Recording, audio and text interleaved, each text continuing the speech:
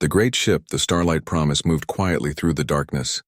Around it, the stars were like tiny, sharp diamonds on a blanket of black velvet. Inside the ship, the air was warm and calm. A group of 23 children, all around 11 or 12 years old, pressed their faces against the large observation window. Their teacher, a kind man named Mr. Kim, stood behind them with a gentle smile. "Look there," he said, pointing a finger at the view. That swirling cloud of purple and blue. "That is the Serenity Nebula. It is a nursery for new stars." A boy named Jin watched with sharp, intelligent eyes. He wasn't just seeing the colors. He was thinking about the gases, the distances, the sheer size of it all. Next to him, a girl named Mina held the sleeve of his jacket. Her eyes were wide with wonder, not with calculation. "It's so beautiful," she whispered. "It is," Mr. Kim agreed. "And on the other side of it is New Hope, the colony we are going to visit. You will see a double sunrise there. You will play in fields of glowing grass. This trip is to show you the beauty and peace of our place in the universe." For over 4,000 years, humanity had lived in peace. They had built, they had created art, they had explored. The great wars of their past were ancient history, lessons in a book, not memories in their hearts. Their ships were for travel and trade, not for fighting. The Galactic Empire, the oldest and most powerful civilization, had ensured this long peace. Humans were known as the quiet ones, the artists, the thinkers. On the bridge of the Starlight Promise, the two pilots monitored their course. Their screen showed empty, peaceful space. The only sound was the quiet hum of the ship's engine. Everything was normal. Then, without any warning, it happened. Right in front of the ship, space itself began to tear. It was like a silent rip in the fabric of reality. A jagged black shape pushed its way through this tear. It was a warship, but unlike any human ship. It was all sharp angles and dark metal, like a claw made of obsidian. It was massive, blocking the view of the nebula entirely. Red lights glowed along its side like angry eyes. Alarms blared through the Starlight Promise. The children jumped back from the window with cries of fear. "What is that?" Mina asked, her voice trembling. Jin just stared, his body frozen. He saw letters and numbers he didn't understand painted on the ship's side. It was a Valerian Imperial vessel. On the bridge, the pilot's voice was tight with panic. "We are being scanned! A gravitational beam is locking onto us. We cannot move." The ship shuddered as an invisible force grabbed hold of it. The lights flickered. From the giant warship, a smaller armored shuttle shot out. It moved like an insect, attaching itself to the side of the Starlight Promise with a loud, metallic crunch. The children huddled together. Mr. Kim moved quickly, placing himself between them and the main door to the observation deck. "Stay behind me," he said, his voice low but firm. "Stay calm. Do whatever they say. Everything will be all right." He tried to sound brave, but Jin could see the fear in his teacher's eyes. The door hissed open. Tall figures in heavy gray armor marched in. They carried rifles that glowed with a dangerous blue light. Their helmets hid their faces, making them look like machines. The lead soldier scanned the room with a device in his hand. It beeped when it pointed at the children. One of the soldiers spoke in a rough electronic voice. "All juvenile subjects will be taken for quarantine. Do not resist." Mr. Kim took a small step forward, his hands open to show he had no weapon. "Please," he said, his voice clear.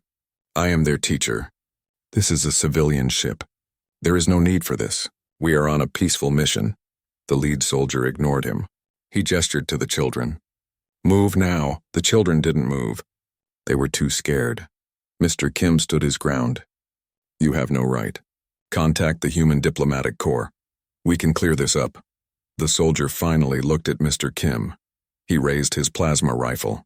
There was no warning, no shout, no argument. A bright blue bolt of energy shot from the rifle's barrel. It hit Mr. Kim in the chest. For a second, he just stood there, a look of surprise on his face. Then he fell to the floor. He did not get up. A scream started in Mina's throat, but it got stuck. The sound that filled the room was the horrified, silent gasp of 23 children. Jin stared at the spot where his teacher had been standing. He saw the small black mark on the floor. Mr. Kim was just gone. The lead soldier lowered his rifle. "Move the subjects," he commanded, his voice as cold and empty as space. The other soldiers began to push the children toward the door. They were too shocked to cry, too terrified to fight back. Jin felt a rough hand on his arm, pulling him. He stumbled, but as he did, he looked up. He made eye contact with a new figure who had just entered the room. This one wore different armor, more detailed, with a red symbol on the shoulder. He carried no rifle. His face was visible, and it was sharp and severe, with pale skin and dark, cold eyes. This was Overseer Kalarn. He looked over the children as a farmer might look over cattle. There was no anger, no hate, not even interest. There was only a cold, clinical disinterest. To him, they were not people.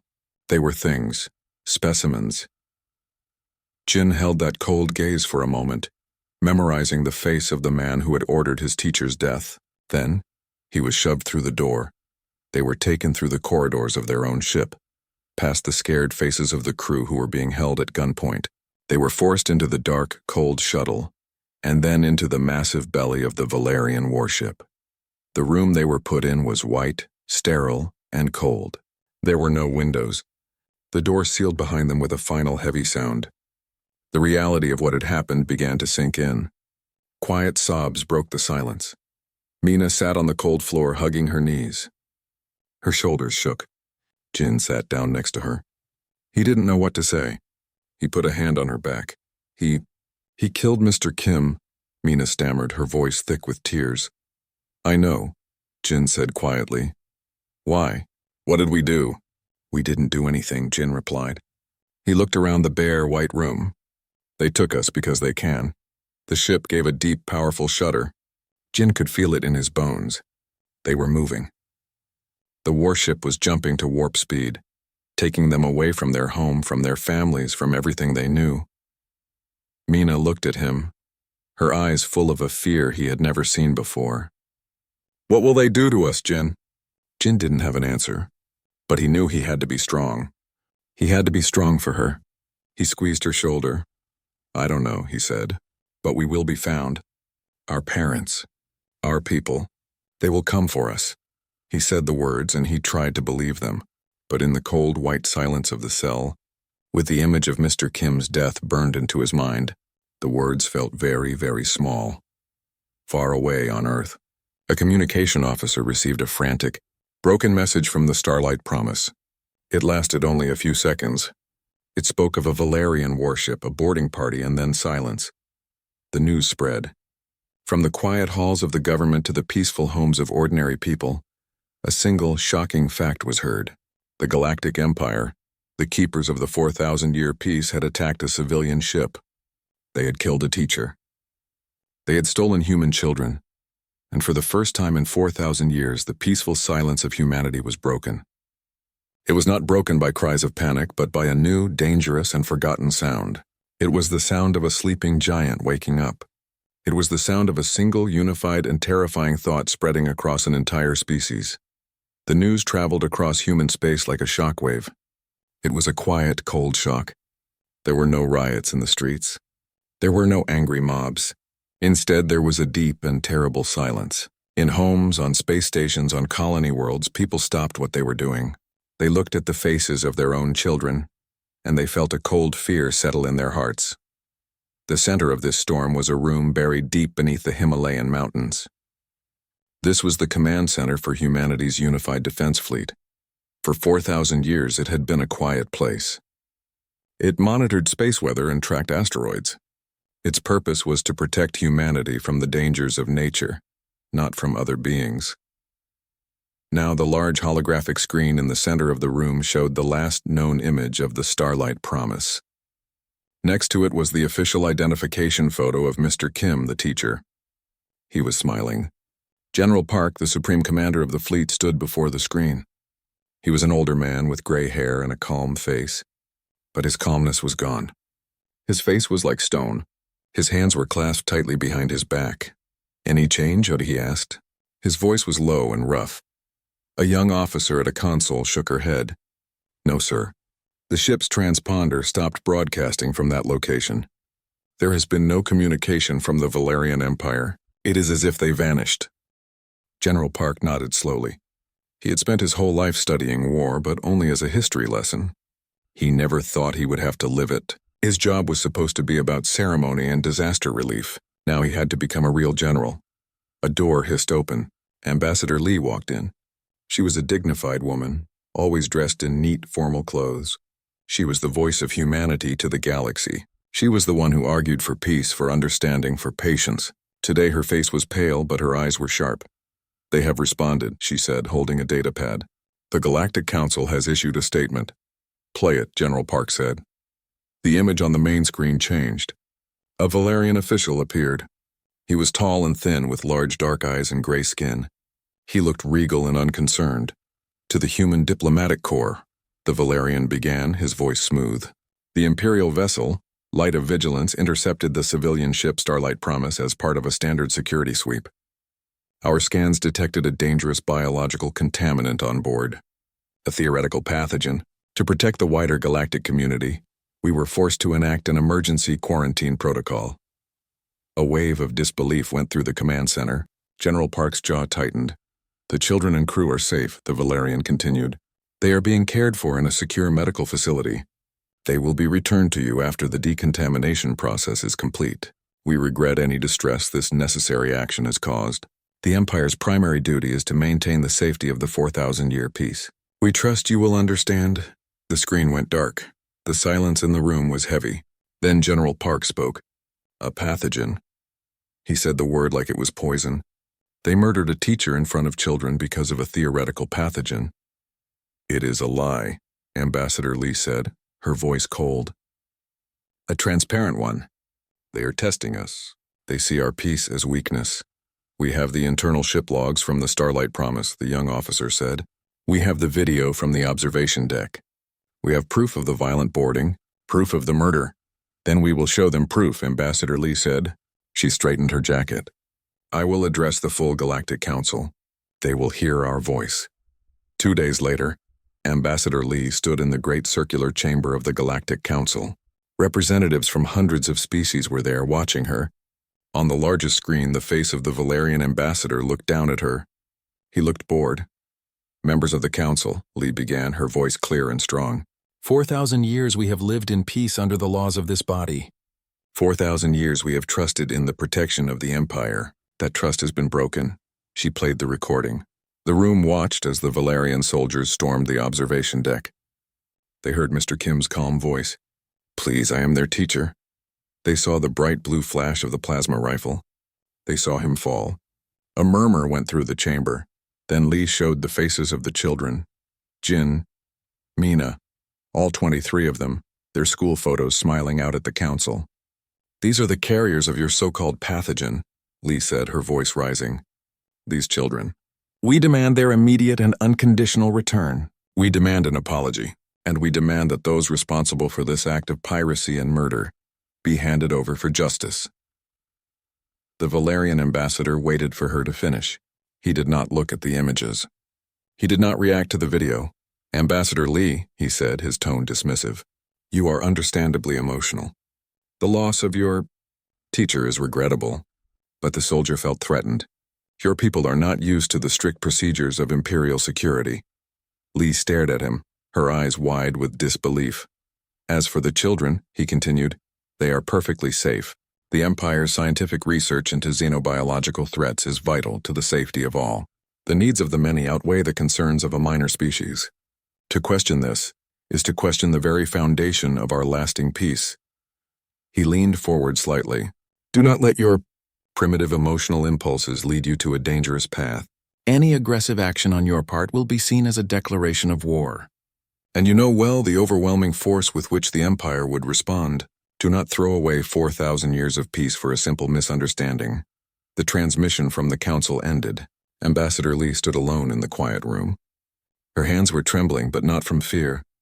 They were trembling from a pure, cold anger she had never felt before. Back in the Mountain Command Center, General Park watched the replay of the meeting. He saw the disdain on the Valerian's face. He heard the threats. "He called our love for our children a primitive emotional impulse," Ambassador Lee said as she walked back into the room. Her voice was quiet, but it cut through the air like a knife. General Park did not answer.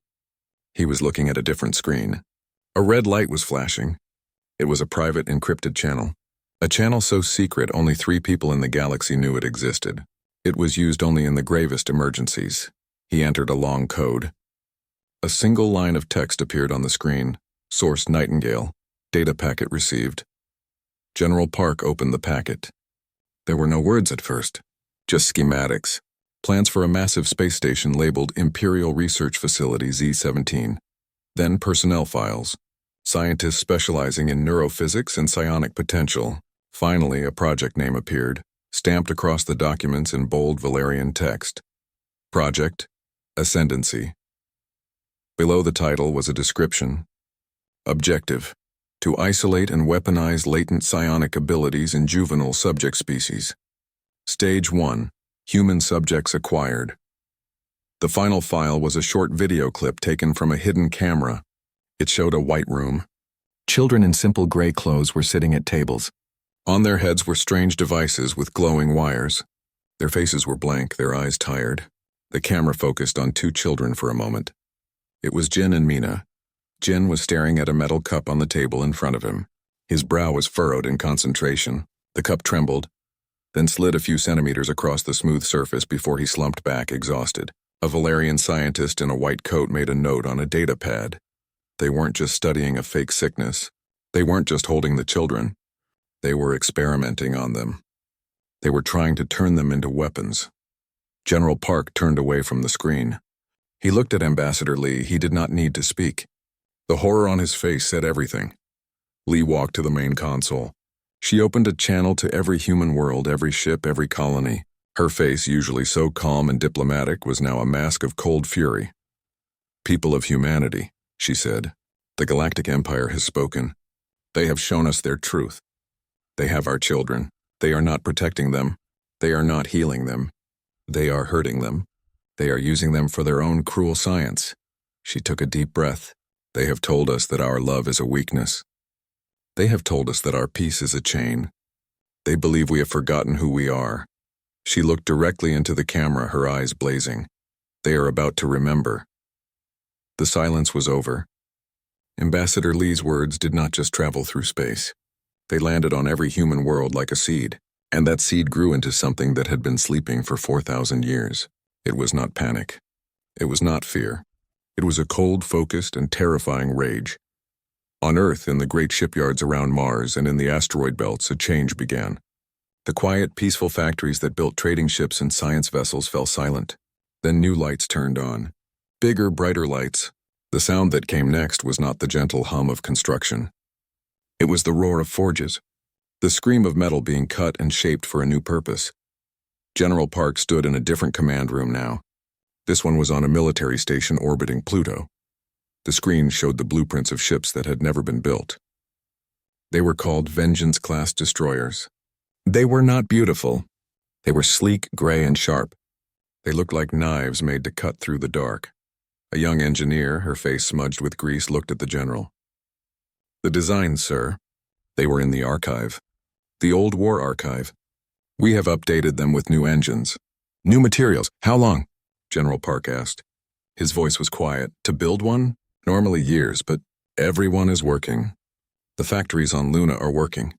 The people on the orbital rings are working. They are working day and night. They are not stopping. She paused. We can have the first one ready in 3 months. 3 months is too long, General Park said. He looked at a live feed from a shipyard. Thousands of people in spacesuits and exoskeletons were moving over the skeleton of a ship. They moved with a speed and purpose he had never seen. Tell them they have 1 month. The engineer nodded. She did not say it was impossible. She just turned and ran to her station. In the cities below, the change was just as great. People did not hide in their homes. They went to work. But their work was different now. Artists, who painted beautiful landscapes, started designing aggressive, sharp patterns for ship hulls. Musicians who wrote soft songs started composing loud, powerful music that made people's hearts beat faster. Teachers in schools taught their students about the old wars. They taught them about strategy, about sacrifice, about what it means to protect your home. A mother, packing a lunch for her son, also packed a small data chip. It was a design for a better power coil she had thought of at night. She sent it to the shipyards. An old man, who had spent his life growing flowers, now worked in a factory that made circuit boards. His hands were gentle, but his will was strong. Humanity was not just building ships, it was becoming a weapon. A single, unified weapon. While humanity changed, In a cold, white room far away, Jin and Mina were also changing. The days were all the same. A loud buzzer would wake them. They would be given a tasteless paste to eat. Then the tests would begin. They were taken to rooms full of strange machines. The Valerian scientists, with their cold eyes and data pads, would attach wires to their heads. They would make them look at flashing lights. They would make them try to move objects with their minds. Mina hated the tests. They made her head hurt. But she started to notice something. When the scientist in charge of her was feeling impatient, she could feel it. It was like a cold pressure in the air. When the guard outside her cell was bored, she could feel a dull, empty feeling. She was feeling their emotions. She did not tell the scientists. This was her secret. Jin's tests were different. They wanted him to move things, a small metal ball, a cup of water. At first, he could not do it. He would just get a headache. The scientists would make notes. They looked disappointed, but Jin was watching. He was always watching. He saw how the machines worked. He saw the lights on the control panels. He saw how the doors opened and closed. One day, a scientist left a data pad on a table near Jin. Jin stared at it. He did not try to move it with his mind. He thought about the pad itself. He thought about the tiny electrical currents inside it. He imagined them getting confused. He imagined the screen going dark. He focused all his energy. He did not move a muscle. He just thought. The screen of the data pad flickered. Then it went black. The scientist came back and picked up the pad. He frowned and shook it. "Faulty unit," he muttered, and took it away. Jin did not smile. But inside, he felt a small spark of hope. He could not move things. But he could break them. He could break machines. That night, in their shared cell, he whispered to Mina, "I have an idea." Mina looked at him, her eyes tired. "What idea?" "The door to this room," Jin said. "It is controlled by a computer, a small one, next to the frame." Mina nodded. "So?" "I think I can break it," Jin whispered. "Not now. I am not strong enough yet. But if I practice, if I get better." Mina understood. "And I can feel the guards," she whispered back. "I can feel when they are sleepy, when they are not paying attention." For the first time since they were captured, they had a plan. It was a small plan, a dangerous plan. But it was something. They were not just waiting to be saved. They were getting ready to save themselves. Back on the Pluto station, General Park looked at the main screen. The first Vengeance-class destroyer was complete. It had taken 1 month and 2 days. It was called the First Oath. It was gray and deadly. It hung in space, a silent promise of what was to come. Next to him, Ambassador Lee watched. She was no longer wearing her formal diplomatic clothes. She wore a simple dark uniform. "The Empire has sent another message," she said. "They are wondering why our trade ships have stopped. They are asking if we are having technical problems." General Park almost smiled. It was a cold smile. "Tell them yes," he said. "Tell them we are upgrading." He turned to face a camera. This broadcast would not go to the Empire. It would go to all of humanity. "People of Earth and the colonies," he said. His face was serious. "They took our children. They think our peace is weakness. They think our compassion is a flaw." He paused, looking directly into the lens. "They have mistaken our silence for emptiness. They are about to learn what fills that silence." On the screen behind him, a new weapon was shown. It was not a laser or a plasma cannon. It was a complex ring of metal and crystals. The scientists called it a quantum entanglement disruptor. It did not blow things up. It made them come apart. It unmade them. The war would not be fought like the old wars. Humanity would not meet the Empire's giant battleships head-on. That was what the Empire expected. That was what they were good at. Humanity would fight a different way, a smarter way, a more terrifying way. In his cell, Jin practiced. He stared at the light on the ceiling. He focused. He imagined the flow of energy stopping. The light flickered. It was a small thing, but it was a start. He remembered a phrase he had heard General Park say on the news a long time ago, when the world was still peaceful. A cornered human is the most dangerous creature in the universe. Jin looked at the locked door. He was cornered, and he was learning how to be dangerous. The Valerian Empire was not worried. Their spies told them that humans were building new ships. This was expected. It was the desperate act of a minor species. The Empire had thousands of warships. Each one was a giant fortress of metal and guns. They had ruled the galaxy for 4,000 years. They had crushed rebellions before. This would be no different. A massive Valerian fleet gathered near the edge of human space. There were 50 great battleships. They were called Leviathans. They were shaped like broadswords covered in heavy armor and giant cannons. Their commander, Lord Vex, watched the star maps from his flagship, the Pride of Valeria. He was bored. This was a simple police action. He expected the humans to surrender as soon as they saw his power. On the bridge of the human ship, the Righteous Fury, Captain Su Min watched the same star map. Her ship was one of the new Vengeance-class destroyers. It was small next to a Leviathan. It looked like a needle next to a sword. "The Valerian fleet is in position," her officer said. "They are powering their weapons. They are sending a surrender demand." Captain Su Min nodded. "Ignore it. Move us to attack position Alpha." The Righteous Fury did not fly straight at the enemy. It slipped into the dark space between stars. It used a new kind of engine that left no energy trail. To the Valerians, it simply vanished from their scanners. Lord Vex frowned. "Where did that little ship go? Find it." Before his crew could answer, space twisted open right in the middle of his fleet. The Righteous Fury had not run away. It had jumped directly into the heart of the enemy formation. It was a suicidal move. Or it would have been, in any other war. "Target the lead ship, the Pride of Valeria," Captain Su Min said, her voice calm. "Activate the quantum disruptor." A low hum filled the Righteous Fury. At the front of the ship, the ring of metal and crystals began to glow with a strange, silent light. It was not a bright light. It was a dark, shifting light, like oil on water. On the Pride of Valeria, Lord Vex laughed. "They are pointing a flashlight at us. All batteries fire. Destroy that insect." The giant cannons on his ship began to turn. But they were slow. The Righteous Fury was much faster. The hum reached its peak. Then a wave of invisible energy shot out from the human ship. It was not an explosion. It made no sound in the vacuum of space. The wave hit the Pride of Valeria. For a second, nothing happened. Then Lord Vex saw the tip of his own ship begin to change.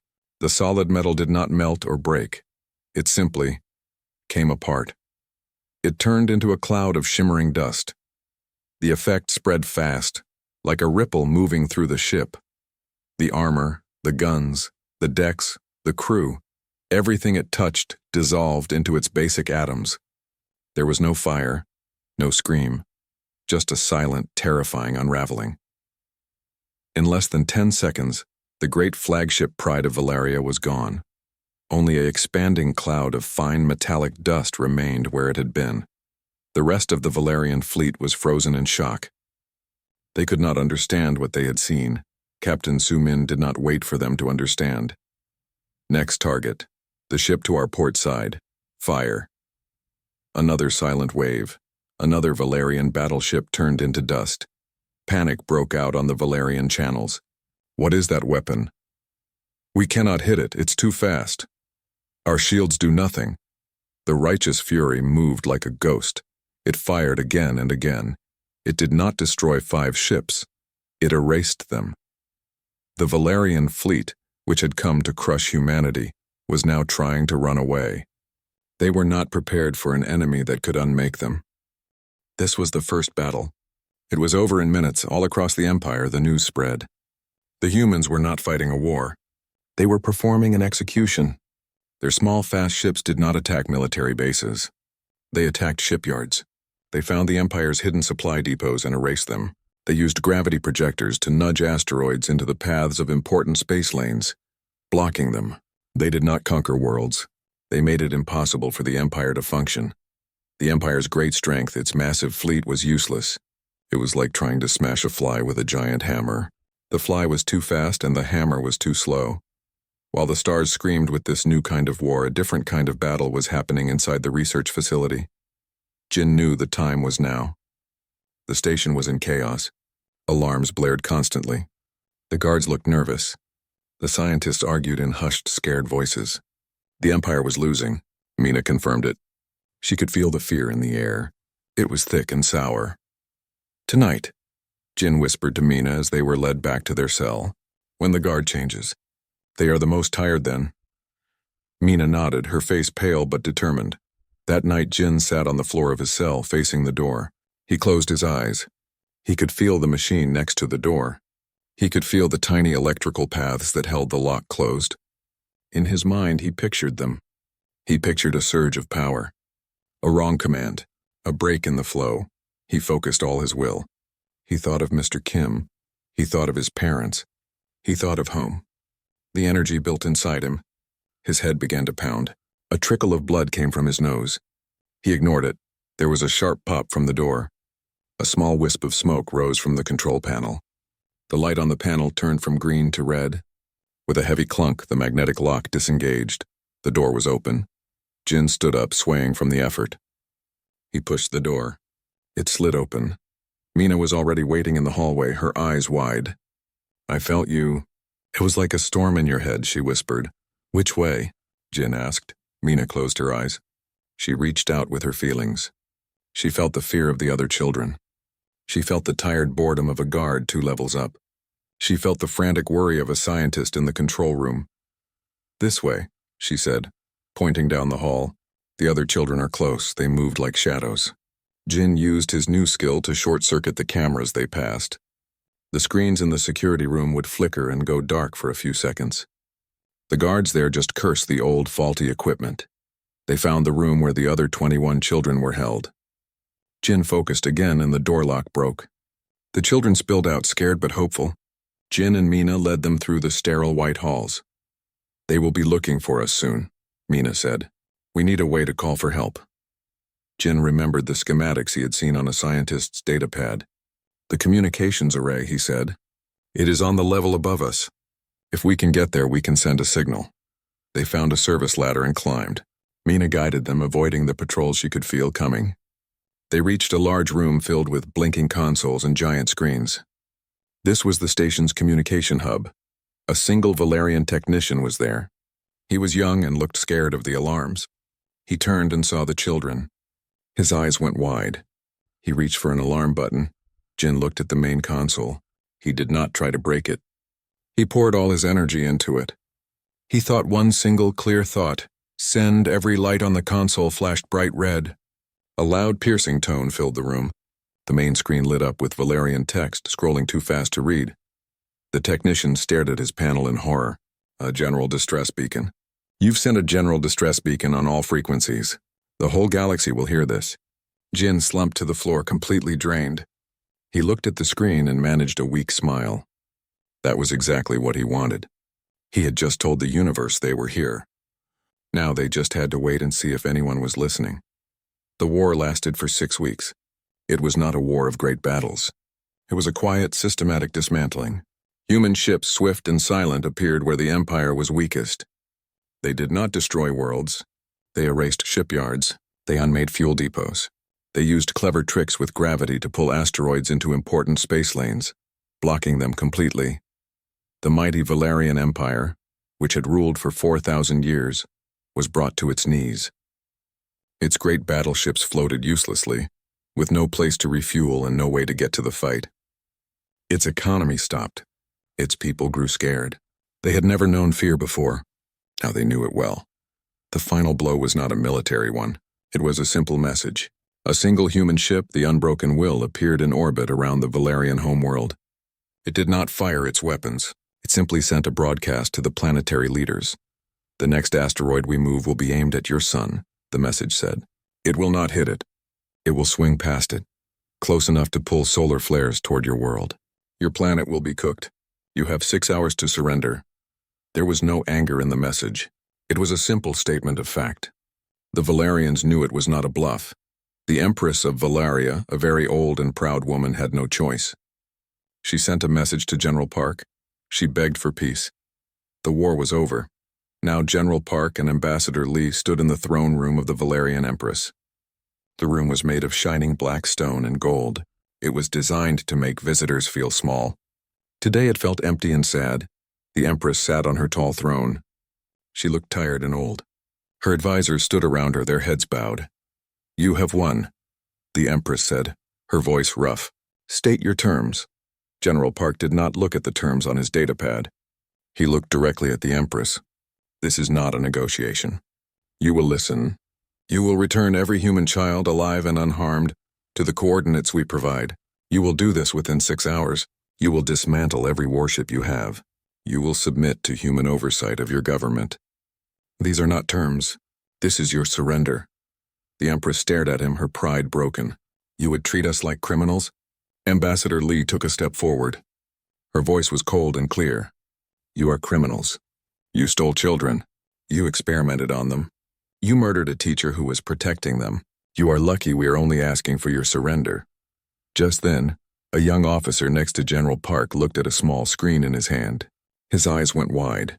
He whispered something to the general. General Park's stern face did not change, but a light came into his eyes. He gave a small nod. A moment later, the main view screen in the throne room, which usually showed star maps or official portraits, flickered to life. The Valerians looked at it, confused. The screen showed a face. It was a young, pale, tired face, but the eyes were sharp and familiar. It was Jin. The signal was grainy and kept breaking up, but his voice was clear. "This is Jin. From the Starlight Promise. We are alive. We are on the research station in the Zeta Reticuli system. I'm with Mina and the others, please. Come and get us." The screen went black. A deep silence filled the throne room. The Empress looked from the blank screen to the hard faces of the humans. She finally understood the true depth of her mistake. "How?" she whispered, her voice full of defeat. "How could you do this? You were peaceful for so long. You were artists and thinkers. How could you become this?" Ambassador Lee looked at the Empress. She did not see a mighty ruler. She saw a foolish old woman who had made a terrible error.